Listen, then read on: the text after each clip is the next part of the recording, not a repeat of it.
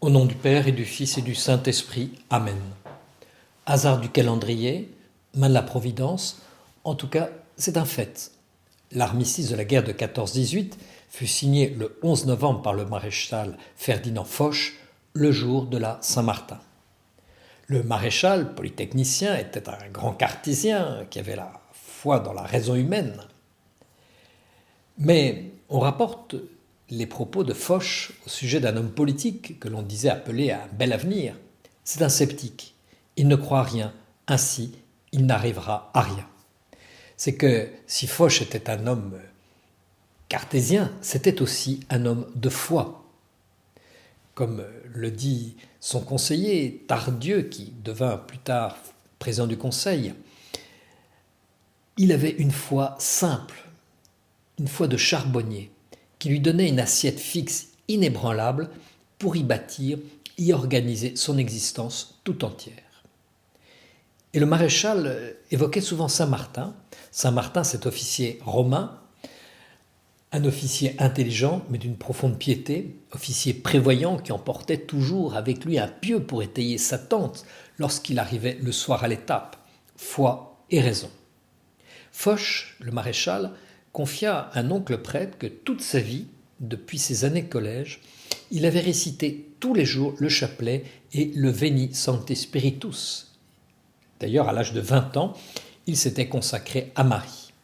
C'est donc un soldat romain que Foch, généralissime des armées alliées en France, signataire de l'armistice, marqua sa reconnaissance en apposant, la guerre terminée, un ex-voto dans la crypte de la basilique Saint-Martin à Tours. À Saint-Martin, 11 novembre 1918, Foch, maréchal de France. En Martin, l'apôtre de la Gaule, né en 316 dans l'actuelle Hongrie, fut d'abord un soldat comme son père. Donc il combat les Alamans en Rhénanie, puis il est baptisé, il quitte l'armée pour rejoindre Saint-Hilaire à Poitiers. Et Martin se voit confier par Hilaire la mission de fonder un ermitage à Ligugé. Ce sera le premier monastère de Gaule. En 371, les habitants de Tours demandent à Martin de devenir leur évêque. Il est réticent, mais il se soumet cependant à la vox populi. Cependant, Martin refuse de s'enfermer dans son palais épiscopal. Il vit comme un moine, il fonde des monastères, dont celui de Marmoutier, près de Tours. Il sillonne les campagnes pour évangéliser la Gaule. Enfin, il meurt le 11 novembre 397 à Cande.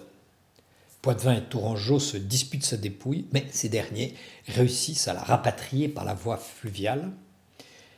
Et sur les berges, les fleurs éclosent au passage de la barque funéraire. C'est l'été de la Saint-Martin. Près de 500 localités françaises portent son nom. La Saint-Martin restera pendant des siècles une fête très populaire en France.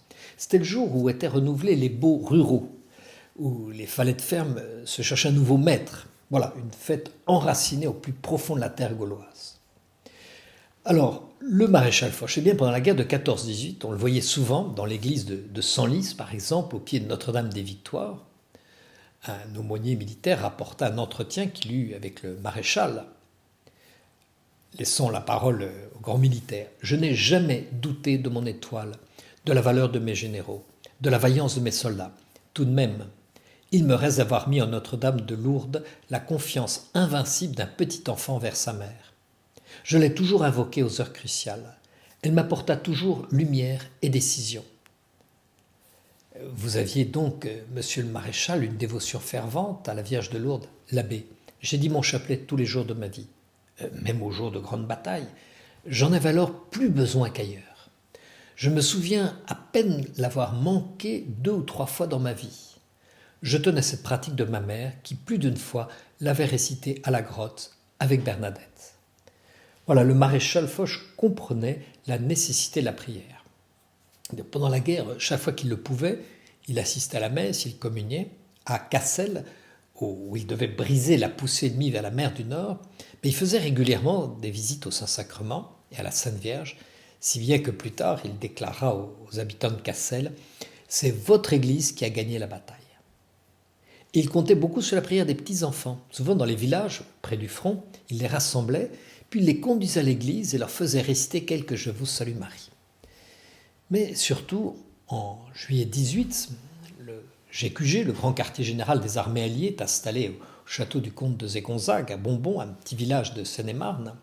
C'est là que furent préparés les derniers plans de la victoire.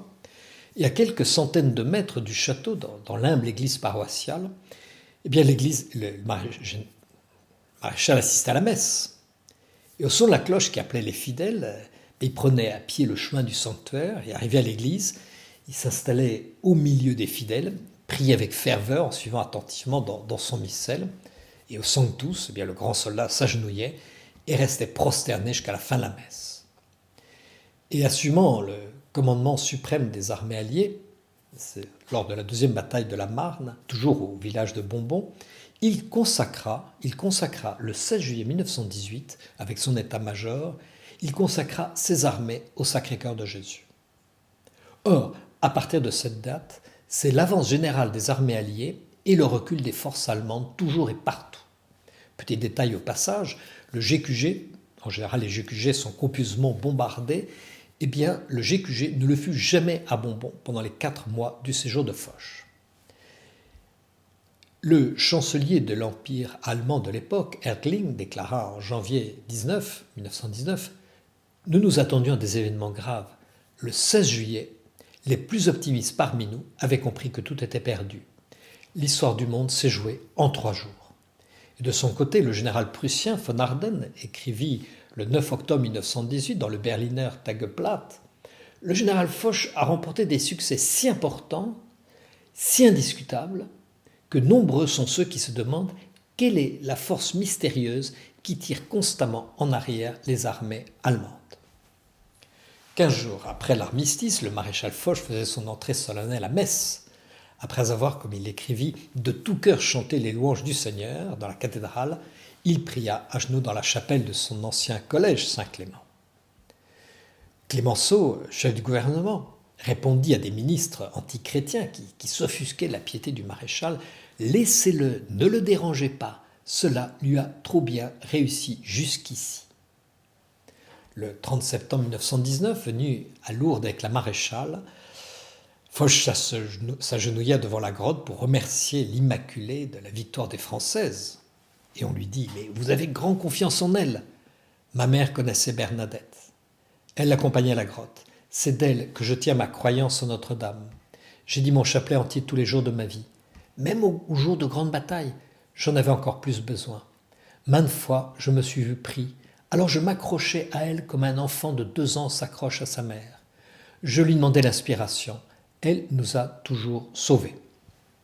Dans un journal profondément anticlérical, La Lanterne de mars 19, à la suite de la Libre Pensée, un journaliste prétendit que cet officier avait supprimé par une simple phrase tout le concours héroïque des armées de la République, relégué au néant tous les sacrifices.